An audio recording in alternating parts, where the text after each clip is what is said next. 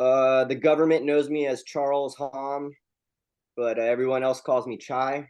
Ever since I can remember, no one calls me Charles, but that's my birth name. That's my government slave tax name. But yeah, Chai Hom, born in San Diego, California. Been living here pretty much my whole life until I lived up in LA and Orange County for almost a decade. And before that, I was at DC Shoes. Prior to that, I was at Osiris Shoes.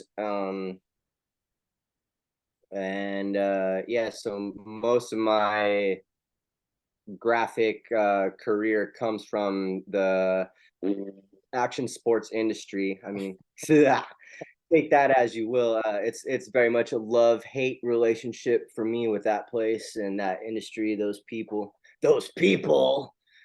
Um, who, believe it or not, a lot of them don't even skate or don't even surf or none of that, but they're calling the shots for what they think people who skate or surf are about.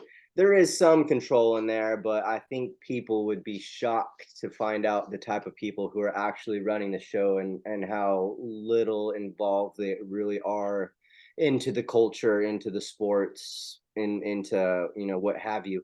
I'm sure it doesn't just end at action sports. It probably ends like in all the different industries, like outdoors, in camping. I don't know.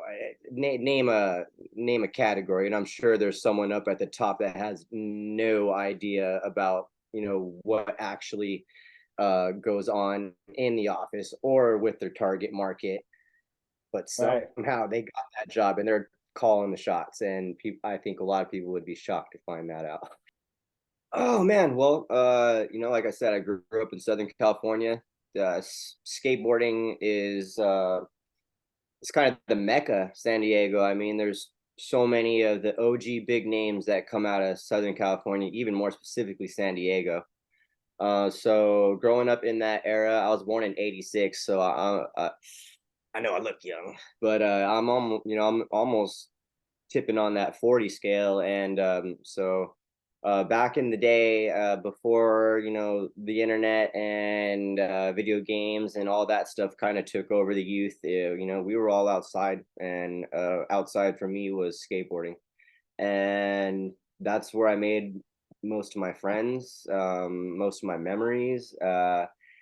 All the years doing it though, I never got that good, to be honest. I was always I was all right, cool enough to not get called a poser, but like I knew early on that the passion that I had for skateboarding was just that, was a passion. I knew I couldn't be a pro. I didn't have opportunities to get sponsored. I saw, like, my friends at that same age, same time, getting sponsorships with like the local skate shops, getting free decks, this, that, and the other, how it all starts out, you know what I mean?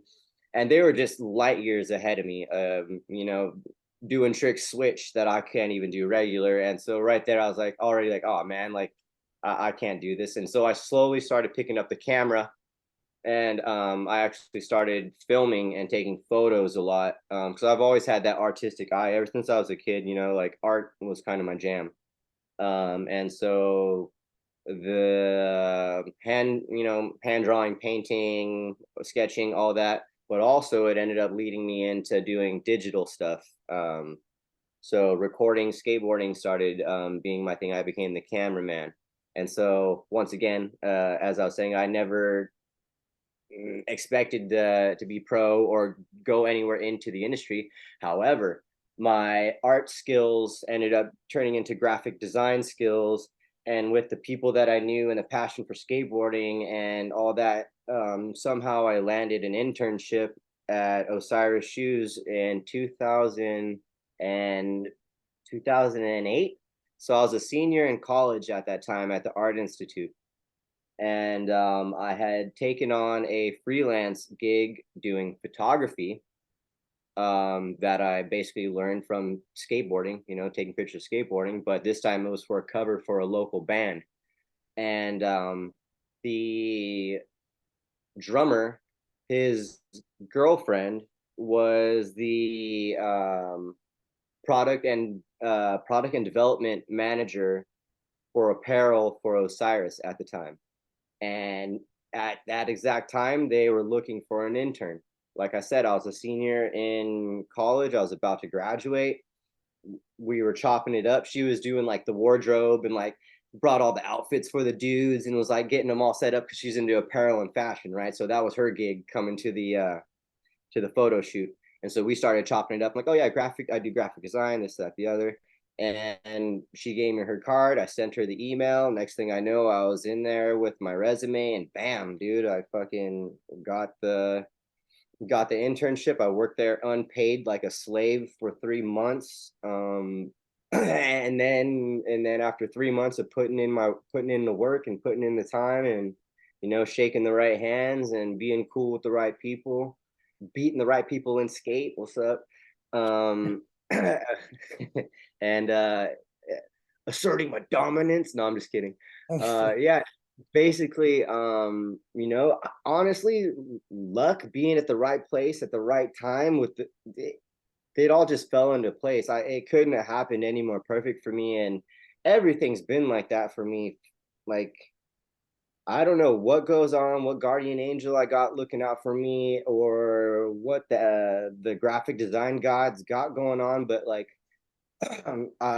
everything that I've ever earned, I'll still say I earned it, because like I said, I'll put in the work, but it still seems to almost fall into my lap. I can't explain it. I don't know how or why, but like I said, like, what are the odds of doing that job, meeting that girl when they needed the intern at that time, like boom, boom, boom, and then like then I finally do my own thing for a little while after I got let go at Osiris. I got let go in an interesting way. I'll come back to that later, but after I got let go and did my own thing for a little while, a job literally at DC fell into my lap. Got hired, boom, lost my job there after some bullshit with some dude, and then was like, in limbo, like, oh my god, what am I gonna do? What am I gonna do? Again, graphic design gods, like, here's an opening at NEFF, and that happened within, like, honestly, like 2 weeks. I was unemployed for like 2 weeks. I hadn't even made it to the unemployment line yet. I was still like about to get my last check, so I wasn't even like tripping on money yet. But I was like already like, oh, I need a job. I was, calling old people. I was actually about to get I had an interview lined up for Supra. So I was even about to go deeper up into the heart of LA. Oh, thank God. Thank God I didn't go there. They were way up north. But at that same time, then the NEFF opening came around, and that has happened to me, has just fallen into place. And every time I got a new job, dog, my salary went up 10K. So I'm gonna tell you guys, for all you young designers out there who might be watching this and listening to this, like, loyalty to a brand or wherever you're working, and you think that you want to be there for years and years and years and years. Yeah, it sounds nice because job security, for sure, it's chill, and you make friends and you guys become family, and yeah, it's nice. You get in a routine. But waiting every year for maybe a raise for like 50 cents, a dollar, like whatever, like, dude, that does not add up, especially with like inflation and how everything's going in the world today. Like that is not gonna cut it. um it, I've heard other people say the exact same thing that what I'm saying, and I found this out on accident. Like, not like I planned it this way, it just literally happened. And I there went my crazy cat. I earned, yeah, or I asked for a 10K like every time. I would not have made it up to that if I had stayed at the first place and just been loyal and like, oh, thank you, like, love you guys, like, oh, be here every day on time, like doing all, staying extra, working from home, like, doing all the bells and whistles, doing the extra, being an employee of the month after month after month. You'll still never make it like that. They still won't hook you up like that. Like, well, I heard you earlier use the word regurgitate when you're talking about people, and that is one of the problems. So, like I said, it was a double-edged sword. It's cool that I got let go of because every time it equated to more money, but it's always a problem because you got to move sometimes. You got to do these. So that is one of the problems, is that these hoes ain't loyal, and neither are these brands. They don't care about you, and that in itself is one of the problems. And how you said regurgitate, it's so weird to me, because the brands, they think that they're letting go of someone and they're going to get some new magical designer and it's going to change everything and they're going to make more. I don't know what goes through their mind, but I noticed this when we would go to the sports retail shows. So for people who don't know, there are uh, conventions a couple times a year where people will come and they'll show the new season goods and pitch it to their sales reps, whatever, at these cool events. The big one right now, or what it was Agenda, and that was for action sports. It's the Agenda. And so all the big brands come and they set up their cool booths and they have, all their new merch for the next season's stuff, have all their samples out to show people. And the cool thing about the employees, us, we get to go to those events and you get to see where they are now. And literally companies just put us all on a merry-go-round and cycle through all of us. Like, we literally switch places. And they didn't know this, but I lost my job at one place. This other dude quit. He got hired at the place that I lost my job at, and the place that he quit at hired me. We literally flip-flopped. Dudes, that, like, I don't, you know what I mean? So art is about a feeling. Did it make someone feel some kind of way? Did it provoke a thought? That's art. So you could throw a blot of ink on the wall and be like, oh, well, how'd that make you feel? Art. Okay, so that's art.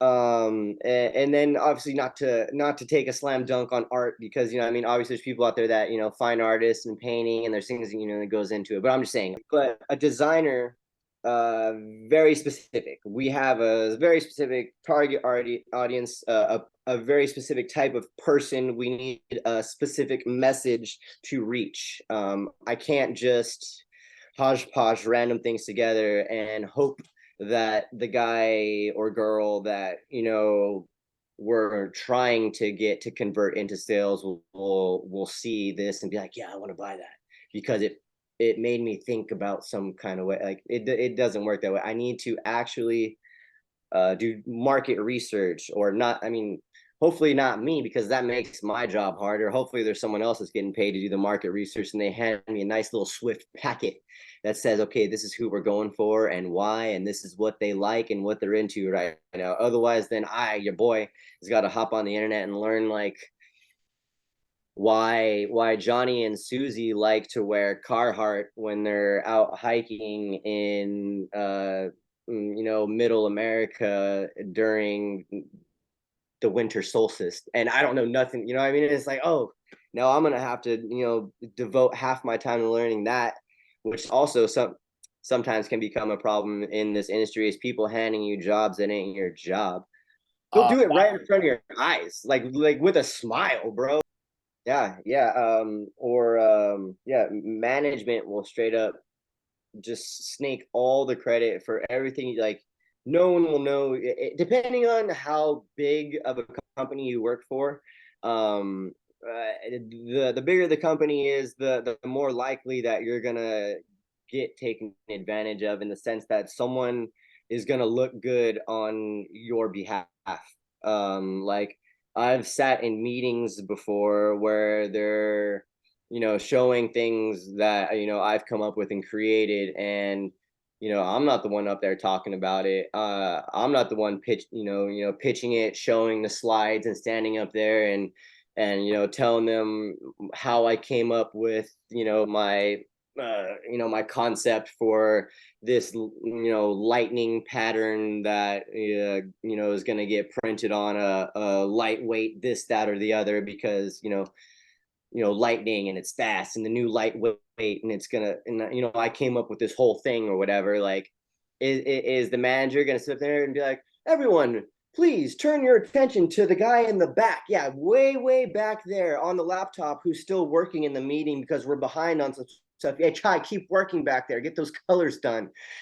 Like they're not going to do that. He's going to stand up there, look pretty while, you know, all the dudes fly in from Japan and China and the EU and stand there and talk with their accents like, oh yeah, over here we're looking for this kind of shoe because we need this and this and that. Oh yeah, dude, I came up with something great that's just for your people over there across the pond. Check this out. Boom, here's the lightning shoe, blah blah blah blah blah. And I'm just in the back like, cricket, bro. And it's always due yesterday. Oh, okay. It's you know, like I said, I've been doing this since professionally now since 2008. So, you know, we're coming up on almost 20 years. So, well, 15 years. So, I feel like I've already invested so much time. I've learned so much. I've shooken so many hands and met so many cool people and built up my resume that to back away from it now would almost be contradictive and you know and not not smart in a financial sense. Also, I still do enjoy it. Although I mean, you do anything long enough, it will become a job. I'm just saying for myself, maybe not for everybody, but yeah. While I love art, love graphic design, I still, you know, on Instagram follow artists, and I'll sit there and watch them, you know, crank stuff out and look and be like, damn, it's so sick. Oh, and then get inspired, want to do something like that, but it don't even get to work like that for you at some point, because what I like and what I want to create and what I'm inspired with at the moment would be cool if I was an artist.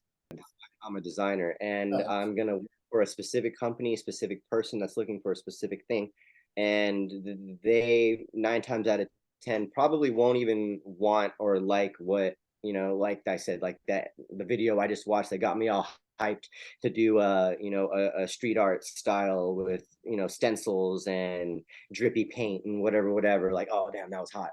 Like, yeah, no, we're not looking for that. We're looking for something, you know, a little more corporate clean. We're a we make medical supplies, and you know, we're looking, it's like, oh bro, even if I do love who I do it for, even if the brand is cool, even if they're a dope company, like, you know, like they're still going to look for something specific, and sometimes they will give you artistic creative freedom, which is cool, and some places will do that, and that is cool. That'll feed the artist in me. um but also I do enjoy, like I think a lot of people, maybe whether or not you want to admit it or not, being able to shut your brain off and do like almost be able to just autopilot work sometimes. And sometimes I'll get really good direction if the direction is so good to where they tell me basically to do an R&D. That's a joke that we used to have at Osiris. We call it R&D, not research and design, rip off and duplicate. So if someone would give me a image and be like, yo, check out this from Nike, make it like this, but spin it and give me a hint of this, you know, Banksy's right here, this, and they'll show me like, you know, two arts, make a baby. And sometimes if I'm given good enough direction like that, and I can kind of, you know, like you said, we don't got to do the market research no more. I don't got to really dig too deep. I don't got to dig for fonts even, maybe because they're telling me they want a hand, you know, looking style font or whatever. They're already going to tell me. And so I don't have to sit there and be like, does this fit with this? Oh, does this, you know, turn off my brain and go almost autopilot and R&D some shit. And dude, is and here's also where I'm like I feel like a fake artist or whatever, because I'm almost at the point where it's like trying to reinvent the wheel or come out with the next hottest trend or the next hottest like pattern. I don't even think that's up to me.